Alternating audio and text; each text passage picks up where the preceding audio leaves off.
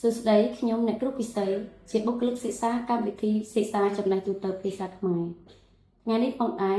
នាងខ្ញុំបាននាំមកជួយលោកអ្នកនៅឱកាសដ៏ពិសេសមួយក្នុងការផ្លាស់ប្ដូរអនាគតរបស់កុមារតាមរយៈការធ្វើកម្មវិធីសប្បុរសធម៌នៅវិទ្យាស្ថានអប់រំសិង្ហបុរីយើងមានបំណងផ្ដល់ការអប់រំដែលមានគុណភាពដល់កុមារកម្ពុជាប៉ុន្តែមានគ្រួសារជាច្រើនដែលមិនមានលទ្ធភាពក្នុងការបង់ថ្លៃសិក្សាក៏ដូចជាសម្ភារៈចាំបាច់មួយចំនួនសម្រាប់កូនៗរបស់ពួកគេតើអ្នកអាចជួយកុមារម្នាក់ឲ្យមានឱកាសក្នុងការរៀននិងធ្វើឲ្យអនាគតរបស់ពួកគេភ្លឺស្វាងបានដូចម្តេចជាការពិតណាស់តាមរយៈកម្មវិធីជួយឧបត្ថម្ភសិស្សរបស់វិទ្យាស្ថានអប់រំសិង្ហបុរីយើងអ្នកអាចជាអ្នកផ្ដល់ឱកាសដ៏មានតម្លៃដល់កុមារដែលត្រូវការជំនួយចូលរួមជាមួយពួកយើងដើម្បីឲ្យកុមារកម្ពុជាទទួលបានឱកាសក្នុងការអប់រំដែលមានគុណភាពសូមចុច link ដើម្បីទទួលបានព័ត៌មានបន្ថែមនិងចាប់ផ្ដើមចូលក្នុងឧបត្ថម្ភសិស្សឲ្យបានសិក្សានៅវិទ្យាស្ថានអប់រំរបស់យើងនៅក្នុងថ្ងៃនេះ